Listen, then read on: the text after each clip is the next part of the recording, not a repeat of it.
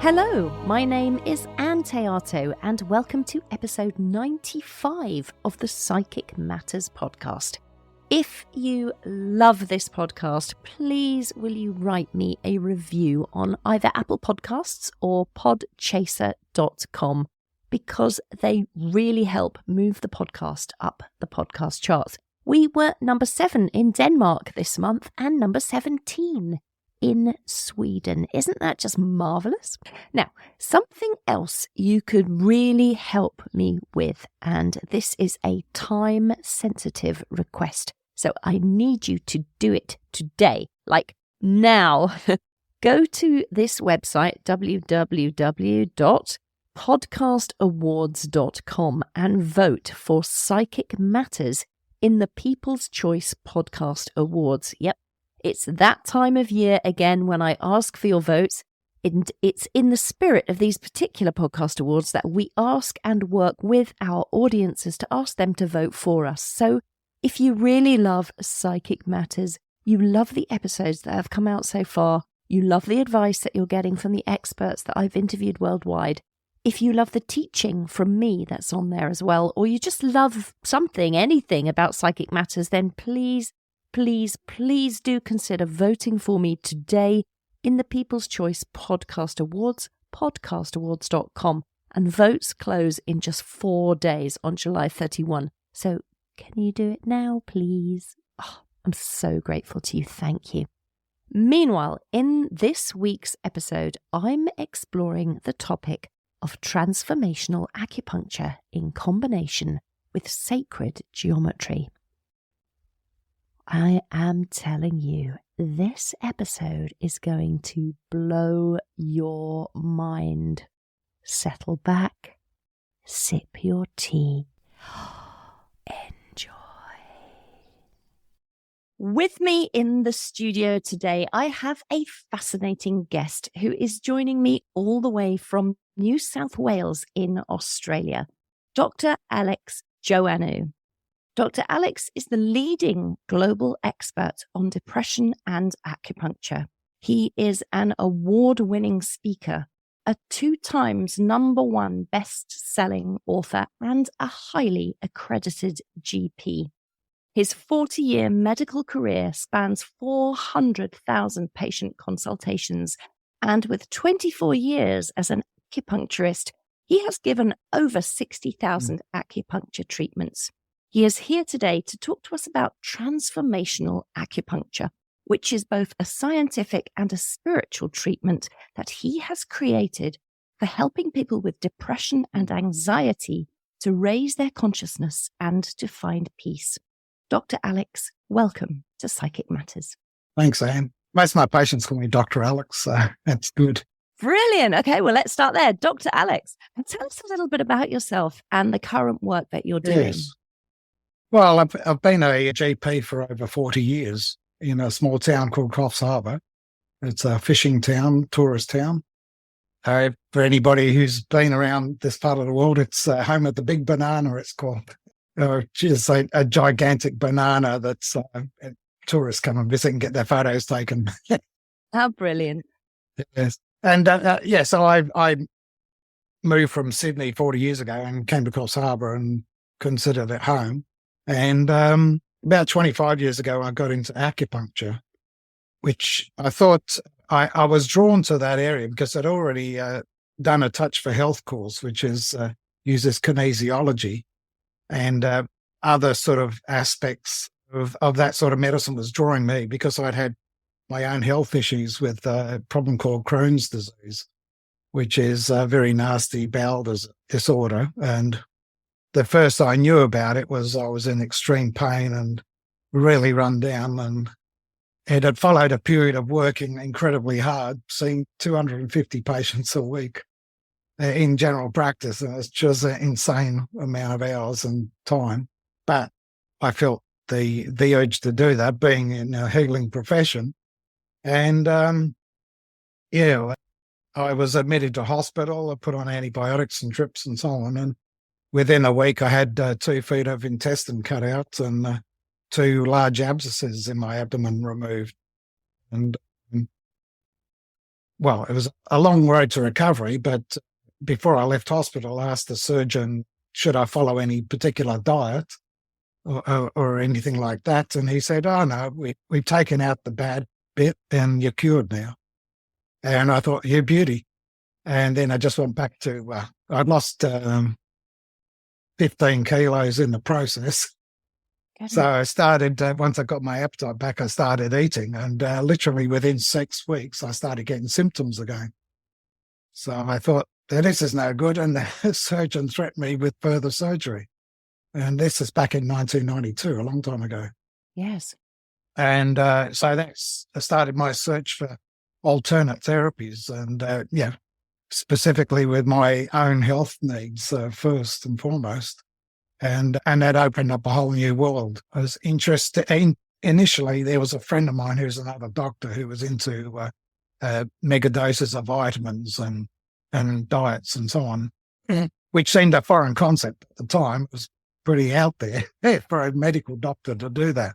Yes. But he put me on a gluten-free, dairy-free, nut-free, caffeine-free, meat-free diet for a while, which was, it was hard to stick to. It wasn't hard to stick to at first because I felt much better on that diet than I had prior to that. So started recovering straight away. But within a year, I had a recurrence of symptoms, and that got me looking further afield. And another friend introduced me to a shiatsu therapist, which is sort of a Japanese massage technique. And I could feel the improvement straight away. And I'd only seen the specialist the day before seeing her, and he had felt a mass in my abdomen and said, like the Crohn's back. And I actually had a small bowel series kind of x-ray which demonstrated that it was back again. Right. And I'm thinking, this is not good. But I went to the shiatsu therapist and he started me on steroids, like high-dose steroids. And then within the hour's treatment of shiatsu, the mass disappeared. Could feel it going down by the minute as she was pressing on various pressure points. And that just like blew my mind to think, how can you possibly do that? Yes. And so that really intrigued me. And I recovered from, I had, right. and I'd literally only had one tablet beforehand, but he attributed it to that. Yeah, that's got me really searching further afield. And as I say, I did a Touch for Health course just after that time, which opened my mind to the Chinese concepts of meridian channels and so on. And the following weekend, actually, I went to there was an acupuncture workshop put on, and I went to that. And I don't know, just the whole concept that the Chinese had figured out a lot of this stuff 2,000 years ago, I found really amazing. And stumped because you think, I've been through medical school, which was the University of New South Wales, University of Sydney, which was considered the best university in Australia for medicine at the time. And I think they needn't teach us any of this. In fact, I think in the whole course, we had like 1 hour on nutrition, literally. So that's the focus of medicine, which is away from, as far as you can get from natural and using the body's own healing powers. Anyway, long story short, over the next few months, I did some work on myself from a mental and spiritual point. And then I realized one day when I was telling somebody about my Crohn's disease, I got the thought came to my mind that I was lying. And I'm thinking, look, what are you talking about? Lying. I've got Crohn's disease. And then it was like, the message came to me, no, you haven't. It's gone. Right. And that was in 1998, I think. And it hasn't, I haven't had any symptoms since. What an extraordinary story. Yes. In your experience then, as you look back on that experience of shiatsu, do you have an explanation for why that mass would have reduced? Yeah, well, the mass is partly there because of edema, swelling and inflammation. Right. And pressing on various pressure points can shift the lymphatics and so on. And part of the mass, I think, was just because basically that part of the loop of the bowel had stopped functioning. So that you literally get filled with crap in that area. Yeah, yes. So pressing on it, I could feel, the tummy gurgling and that sort of thing, and feeling movement and the pain reducing and the mass going away, which was really quite startling. But it convinced me that, I thought, how much don't I know? I've got to check this out.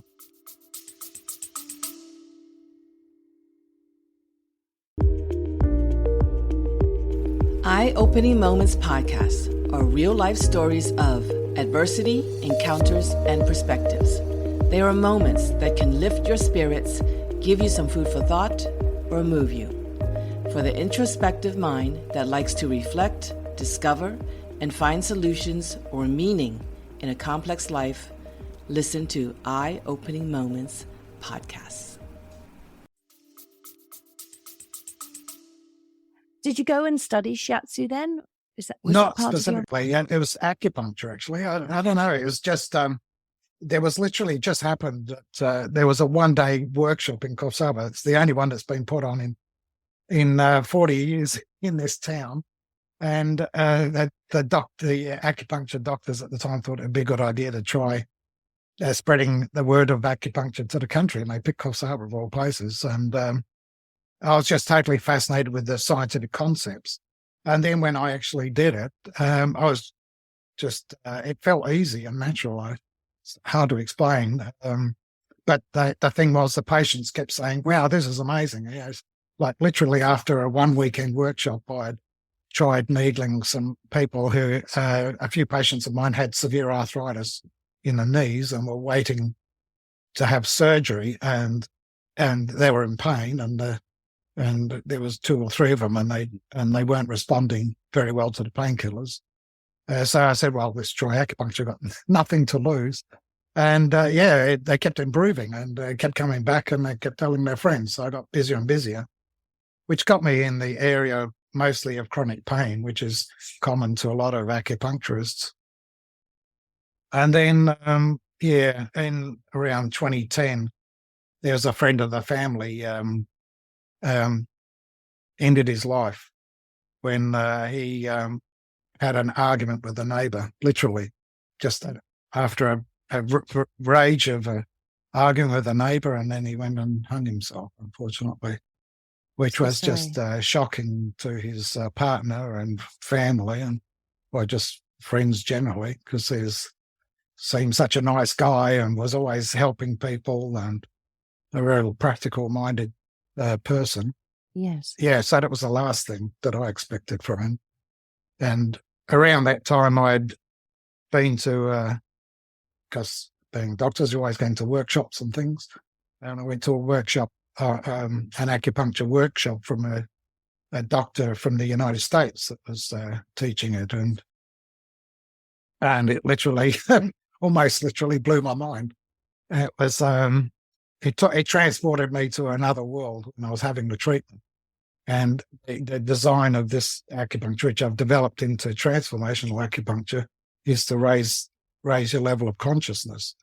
And when I was having the treatment, it was just the most amazing experience. Like, if I can tell you this. Yes. Because it doesn't, when I tell some people, they go, well, you must have been on something. But for all the world, it seemed like a trip, not that I'd ever taken any drugs before. But while I was lying there, I could literally, the first thing I noticed was I felt like I had wings beating, like flapping, like 6-foot wings, not little wings. And just that slow beating feeling vibrating through my body. And then I was actually flying over the countryside about 200 feet up, looking down, and I could see people down below. And then when I looked closer, I could see some people I recognised, some friends that had caused me harm. I thought of them as being friends, and felt like I'd been stabbed by it. And I'd had, as a Christian, I had wrestled with forgiveness for a few years over this situation, 10, 15 years, and read all I could on the Bible about how do you forgive someone. And it's easy to say the words, but the thing was, when I was looking down on them, I saw that what they were doing was any harm that came to me was a byproduct of their own drama. Right. And as soon as I had that recognition, the thought came to mind that it was just a byproduct. They didn't mean to hurt me. It was just a feeling of my heart opening up, and just this flood of compassion came out for these people. And that was the first time I'd really, I think, in my life ever experienced the feeling of compassion as an emotional sense. And then when I looked further, I saw that I was down there amongst all these other people as well. And then I realized I was as just as mortal, frail, weak human being as them and as anybody else. And as soon as I thought that, there was again, my heart opened up with this flood of compassion for myself. And it was like this huge, like a weight lifted from me, because I'd always been very much a perfectionist type person, Yes. which I guess a lot of doctors and professionals get in because of that, and the hours of study and so on. Yeah. But that was a life-changing experience for me. As I say, it felt as real as anything, and yet I knew I wasn't really flying. I couldn't possibly be flying, but it felt like the real me. This was the real me. And the process I can see is people who have taken psychedelic drugs.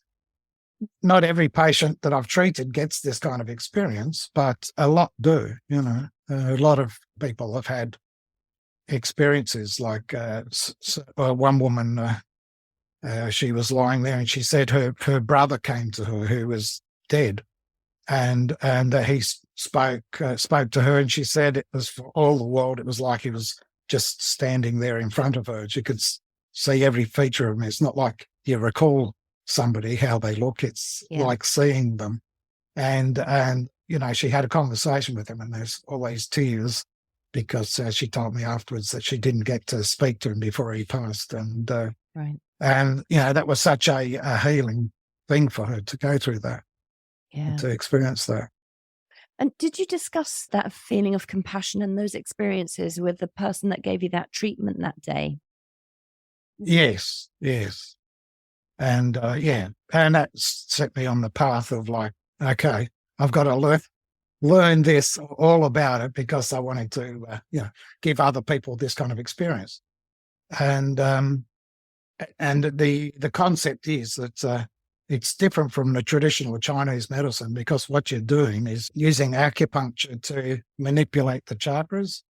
So you work out, and I've devised a questionnaire to work out where the energy is blocked, which chakras have the issues.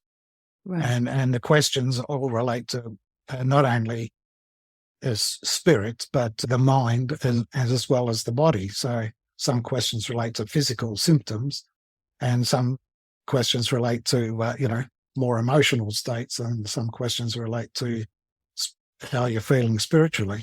So, and when I combine it, it gives me an idea of which treatment they need, which chakra to work on. And the idea is that the chakras, which is a Hindu concept, really runs parallel to the traditional Chinese view, but the Chinese focused on the meridians, whereas the Ayurvedics focused on the chakras, the energy centers. But from a Western viewpoint, you can connect them to endocrine organs and also nerve plexuses. So that way you can work on a treatment of any person's problem at the level of whether it's a physical illness or whether it's more a mental illness or spiritual aspects. The idea of treating depression, I'd like to think I had set out right from the start to focus on that, but I hadn't. But it was when I treated one, because I used to tell my wife, who's also a medical doctor, about the successes I was getting with my patients, and she says, "Oh, you got to research this. You got to study this." And I'm going, "Oh no, I know it works. It's good fun." And patients were not only their various problems like back pain or whatever improving, but they were saying, "Oh, I get on a lot better at work. or I'm a lot happier at home with my wife. We don't argue anymore, and things like that. I just get these comments. But one particular patient, which was about 12 years ago now, I guess, I was treating her for osteoarthritis, and she had just been put on by another doctor in the practice, had been put onto opioids, which are pretty strong painkillers. And she wasn't keen on the idea, but she felt she needed it because of the pain was so bad. And she had it in her hands and knees and hips. So I thought, I'll give her this kind of acupuncture and see what happens, because I like experimenting with things. Always consider every case as an opportunity to try and work out what's going on and try to see if I can improve my techniques. And after a few weeks, well, within 3 weeks, third treatment, I think she came in and said she hadn't needed any opioids the previous week because all she had was the occasional Panadol. And I was going, this is terrific, and kept treating her. And then after about a couple of months, she said to me, can I stop my antidepressants? And I said, oh, tell me about them. And she had been on antidepressants for 16 years. And she said, I don't feel like I need them anymore. And this is a woman who's in her mid-60s. Wow. And I thought, well, maybe she didn't really need to be on antidepressants. You know, people go onto drugs and then they just keep taking it because they keep getting prescribed it. But she said no, she'd seen one of the other doctors in the practice the year before, and he tried weaning her off them and had just halved the dose. And within a few weeks, all the symptoms returned. So she had to go back on the full dose. So I said, oh, well, we better take this carefully. And I reduced the dose and kept treating her with the acupuncture. And after a few more weeks, she stopped them. And that was in 2012, I think it was. And she hasn't needed any antidepressants since. So she still sees other doctors in the practice. And apart from Panadol, which she takes occasionally, she doesn't have any other painkillers. And she's now into her 70s and still going well and not depressed. So extraordinary. Yeah. Well, when I saw it, I thought, I finally relented and said to my wife, okay, let's follow a few people. So I got in a few people, half a dozen people with depression, and started scoring them with a DAS score, which is a depression anxiety stress scale. It's a validated tool that doctors use and psychologists use to assess a degree of depression. Yes. And so I measured them at the start, gave them the courses of acupuncture, and lo and behold, most of them dramatically improved in the space of 8 weeks. That's 8 treatments over 8 weeks, and followed them all up over the following year, and they all remained really well and not depressed. So that's begun this journey of thinking more and more, oh goodness, there's 280 million people in the world with depression. And, yes, I realized years ago, I can't even treat the full number of people in Coffs Harbour with depression, though other doctors send their patients to me. Yeah, so a few years ago, I started training acupuncturists in this method. Initially Sydney, Melbourne and Brisbane, but now I've started actually doing it online, and I've got some Canadian acupuncturists who've started learning this method now. And from the feedback I'm getting, they're getting great results as well. It's just extraordinary. In terms of when you had your shiatsu and you spoke about the mass reducing because of the pressure points releasing, etc. So with depression, when you're using your needles in various parts of the body, how is that? How does that work? Well, it's a good question. I think there's several ways of looking at it. One is that we can tend to store emotions. According to the Chinese theory, we store emotions associated with different organs. Like grief can be with the lungs, and we can hold it there. And it's also connected to the large intestine in Chinese medicine. So you could get symptoms from either place. And then you're releasing the energy to flow. Often during treatments, you can needle a point and the person will burst out with an excruciating sort of like yell, pain, cry. Yeah, my needle technique is no different from all the other needles I've put in. And it's just the release of emotion can come that fast. Or I've had people, will be fine when they leave, and then over the next 48 hours, they're just a mess, just crying and crying and crying. And sometimes not even know why they're crying, but it's just releasing emotion. There was one of the first cases with depression when I gave her treatment, and she said on her way home that day, she found herself singing in the car, and she thought, oh, I haven't sung for ages, for years. And it was just spontaneously came to her to start singing. She was listening to some music on the radio in the car. And and so you get stuff like that happening. And, you might write it off as being just coincidence, but I've been doing this kind of acupuncture for the last, a dozen years now, and see it consistently with people. Yeah. So that's one aspect. I guess you can look at the aspect of working on the various endocrine glands. So it's rebalancing the body. Often people, they're in a very sympathetic aroused state because they're constantly stressed or, threatened with violence at home and things of this nature. And it's like you can switch off that part of the nervous system and the person immediately relaxes and they go into a much calmer and nurturing state with the parasympathetic nervous system switching on. And I think also because one of the endocrine glands we can affect is the pineal gland, which in the chakra sort of relates to the third eye usually. Yes. And the pineal gland has been shown to have a high concentration of DMT, dimethyltryptophan, which is the ingredient in ayahuasca that sort of sends people on trips. Yes. So to my way of thinking, we know opioids work on what we now call opioid receptors in the body to stop pain.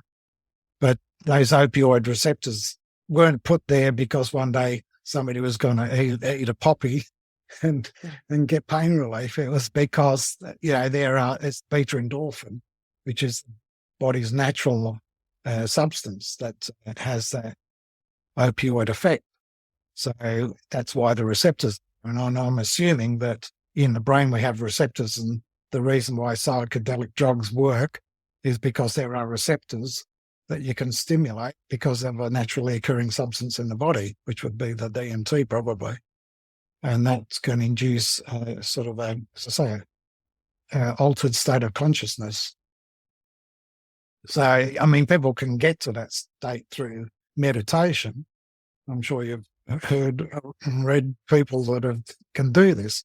Yes. But I found that people, even if they haven't particularly tried those methods before, can have the acupuncture and get into that sort of state, which is really quite amazing to see. But I haven't really been able to predict who reacts that way. But generally, people who do meditate and yoga and that sort of thing are able to get into a deeper state quicker with the acupuncture. And then when they go away and do their meditation or yoga, then they can get into a spot easier because of the reinforcement of the acupuncture. Do you think it's a faster treatment then for those types of people? Yeah, I think so. Yes, absolutely. Yeah, interesting. Yes. And I hadn't really considered before speaking to you that there are different, I don't know if this is quite the right word, modalities or methods within acupuncture itself. I hadn't really thought. I just thought, okay, acupuncture is one thing. You put in a needle somewhere on the body and you twiddle it around, or you just, I don't know what you do. You can tell us in a minute. And then it's just a treatment. But it seems to me from what you're saying, there's actually many different ways that you could treat somebody with acupuncture. Yes. And it's different. There's all sorts of acupuncture techniques, and this one is quite gentle because, you're trying to work on a person's state of mind. It's not like a big, heavy bloke who's injured a shoulder and you're trying to sort of unknot a muscle or something like that. Yes. Where it requires a more physical type treatment, if you know what I mean. Yes, It's like a massage. They'd need a really deeper, heavier kind of massage than your general relaxing massage. And I think the acupuncture's like this in a way. And my way of thinking is, and I've seen it a few times now, is it's easier to get someone to stop drinking alcohol than it is to heal a liver that's been pickled by the alcohol, chronic alcoholic hepatitis or something like that. Yes. And I thought of it in that way, particularly after I had one patient who, she just came in for the first time, and she told me she was a lawyer and was getting quite stressed with her work. So she would have a few drinks when she came home at night to wind down. And then the next day she was so dopey, she would work herself up with a lot of caffeine to get her going again. And she created this lifestyle which was not very good at all. And she couldn't seem to break this cycle. She was telling me this, and I didn't sort of comment on it. I just try and let the acupuncture do its job. And when I came in at the end of the treatment, she says that she decided to stop drinking, that it wasn't doing her any good, which, is something we all know. But when you actually feel it and own it for yourself, it becomes much more meaningful. And when she came back the following week, she said that her foggy head had gone. She felt a lot clearer and happier. And she'd lost 2 kilos in weight, which was probably fluid retention from the inflamed liver and all of this. So, she was, she didn't come in for many more treatments, because, she had made those health changes, decisions herself. And it's always better than just going to a doctor and a doctor saying, you shouldn't do that, you should do this. Because you can, been there and done that, and people listen most of the time. I think it was like my story with forgiveness. It was like, once it came from within me, that changed everything. And I think this woman just realized what she was doing to herself. It was the realization, and I'm going to change it. She just did.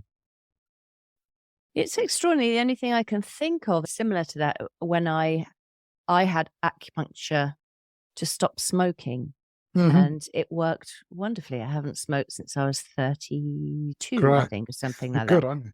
Yeah, it was a really lovely thing having acupuncture. I was a bit worried about it. It didn't hurt in the slightest. And I remember the acupuncturist had a needle, and on top of that needle was like a glowing coal of something. It was fiery. Moxa. Is that what it was? Yeah, heats the needle. It was on my shin, just to the side of my shin, that thing. Right. And she just left the room, and I was thinking, oh my God, I'm going to burn to death here, because she's like this burning thing on my leg. Yeah. That was one thing that stood out. Other than that, it took 2 or 3 days, and then all of a sudden it was gone. That desire to smoke was just no longer there. And it was soft and gentle. It wasn't like, I'm going to be stressed about not smoking, and I've got to not think about it, and, all the tension. It was just smooth and easy. That's great. Excellent. Yeah, it's fascinating stuff, acupuncture, because it looks, you see photos of people with needles and you think it must be painful, but it's not generally. And in most cases, a large proportion of cases, my patients fall asleep for 30 minutes or so, and then wake up feeling like they've had a full night's sleep. Yeah, it's nice. It's going to somebody for that healing. We need it so much, I think, as human beings, especially in this day and age, to have somebody look out for you, look after you, treat you, help you. There's something really beautiful about that. So do you think, because you train people now online as well, which I find fascinating. You train people how to be an acupuncturist online. Can anyone train?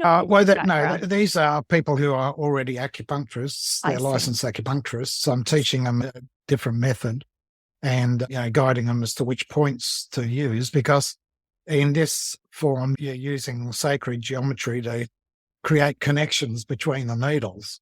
If a person can actually visualize that, like, for example, on the crown chakra, to create a square pyramid on the top of the head. Sounds weird, but it's often when you're just lying there and you feel the needles, those images come to you. And that does strengthen the treatment. I know when I've had it done on me, that if I've repeated a pattern a few times, I can lie in bed, visualize the points connecting together and activating points, creating opening up the channels. So you can do that just from, I think, the body's memory of the needle points. It's extraordinary. I just find it absolutely extraordinary. So if somebody's listening to this and they are already a trained acupuncturist who'd like to come and learn your methods, how do they do that? Where do they go? Oh, well, they literally, if you go to my website, which is stickittodepression.com, and click on the button Start Here, and I'll be in contact within a couple of days. Your website is a great resource. There's so many things on there, blogs and posts and videos. Yes. Yeah, well, I'm trying to educate doctors that they've got patients where, antidepressants can work, and thank goodness. But there's a lot of patients where it doesn't work very well, or they're getting side effects from it. And this is a beautiful treatment that can be an adjunct to what they're already doing. Or if they're seeing a psychologist and talking through issues, the acupuncture can bring up stuff which they can then share with their psychologist and work through issues quicker. So it blends in with those, as well as using as a standalone treatment in those who don't want to go on drugs, I see some people who've been to psychologists numerous times, and they say, I'm sick and tired of telling my story, all about my bad childhood and what happened to me and so on. And that's the beauty of acupuncture. You don't have to tell any of that story. You just lie there and receive a treatment. Yeah. So that makes life a lot easier that way. How many treatments do you think somebody needs over a period of time? I guess it varies. It varies, but generally within 8 treatments over 8 weeks, most people are either dramatically better or can feel an improvement. And we usually score them at the beginning and towards the end and then see how they've gone. But, if you want to do it really fast, when I went to Canada recently, I was sort of demonstrating this technique to some acupuncturists, and I had a patient who was a friend of a friend. He came every day for a week, and I treated him every day for a week. And his story was he was on antidepressants for 18 years through post-traumatic stress disorder with terrible childhood. And he said he'd tried all the different antidepressants, none of them really worked, but he took them because that's all his doctor could give him. And at the start of the treatment, I rated him as being moderately depressed and severely anxious, and this is on the drugs. And I gave him 7 treatments in 7 days. And at the end of that time, his DAS score has come down to 0, which means he was not depressed, he was not anxious, and he wasn't stressed anymore. And he was feeling happy. And he said the feeling he had was very rare. He couldn't remember the last time he felt that happy. I wouldn't say I've cured him, but if he'd continued on with weekly treatments and then fortnightly and once a month, I'm certain that I'd have been able to withdraw him of the antidepressants. And often people find that when they're on antidepressants, they mightn't feel so depressed, but they're not happy either. It sort of holds people in a sort of a numb state. Some people describe it as feeling numb. This first patient I had with the osteoarthritis, I got her off the antidepressants, and it was about a month or 2 before Christmas. And then the next time I saw her, she said, a couple of important things had happened. One was she was watching a film and it had a sad spot in the film, and she burst into tears at the sadness but she really felt the sadness of the situation. And then a few days later, some Christmas carolers came around to her house and started singing Christmas carols, and then she burst into tears. But she said it was just a real happiness feeling of just a joy. She said she hadn't experienced that for years and years. And I think that's partly what antidepressants do, is they stop the extremes of emotion, which is good if you're extremely depressed, but stops the happiness as well, I think. Yes. Yeah, that's a beautiful story. That's so nice. And then, Dr. Alex, do you have, from the acupuncturists who come to you for training or from all over the world online, do you then hold some sort of directory of practitioners? Yeah, on my website. Yes. So I've got interest from an acupuncturist in England and one in Ireland at the moment, but hopefully they'll sign up soon. And let's hope so. I love some English acupuncturists. because as I mentioned to you beforehand, I was born in England and grew up in London. So it would be great to give something back to the mother country. Yeah, that would be really beautiful. And then we could all go and access the acupuncture for ourselves. Absolutely. Yeah. Yeah, because it's, it's exciting when I see other acupuncturists light up with success. Got a Canadian acupuncturist, and she said that this was after the very first workshop. She tried it on a patient of hers who was 94 and in chronic pain. And she gave her the pattern I'd recommended, which is the one I teach people from on the first workshop. And she said the woman was just rang her the next day. She was ecstatic that she woke up for the first time in 20 years without pain. And she had slept through the night for the first time in a long time. And she couldn't believe it. And, she's been treating her since. And she says it's just amazing to see the change in her.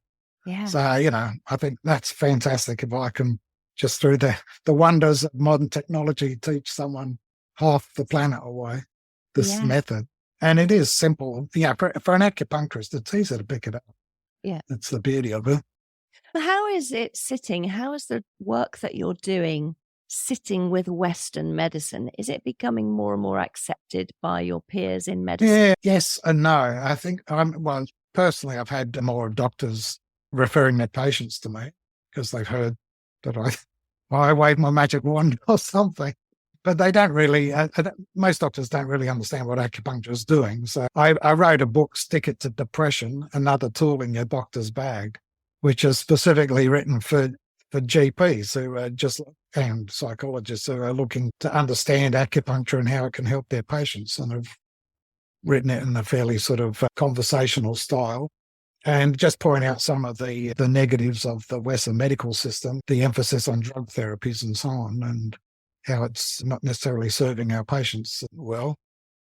And you've written 2 books. Another back naturally. Naturally, yeah. It's written in a bit easier English for the general reader to understand. So any of your listeners out there, if you go to my website, it's got a link to Amazon. And I've got it at a really low price. So it's not a reflection of how short the book is. No. But it's just because I want people to actually read it and have the ability to freely read about it and take action. Hopefully, you've got this passion, haven't you, Dr. Alex? Yeah, that's I've read on your website, I think. Yeah, where you said the time I have left, you've in this lifetime, you can make a massive difference in this world. Yeah, well, that's exactly right. I just think powerful statement and a beautiful. Yeah, thanks. Yeah, I started off as a solo GP for many years, and then about 20 odd years ago, I decided to build it into a group practice, and it's up to 12 doctors and allied health nurses and so on. But a year ago, I sold the practice so I could focus on the acupuncture training. So, I'm committed. Yeah, totally committed. So just another question before we go. You talk about your method of acupuncture involving sacred geometry, which really I find fascinating. So have you gone and learned about sacred geometry, or how did this come into your... Yeah. I was from the doctor who was originally doing it. He's stopped practicing now, a number of years ago now, but he introduced the concept. I just sort of got it and run with it, I suppose. It's one way of putting it. But he wasn't particularly focused on, he's not a medical doctor, he's a naturopathic doctor. And his focus was on those who are meditators and to raise their level of consciousness, which it does.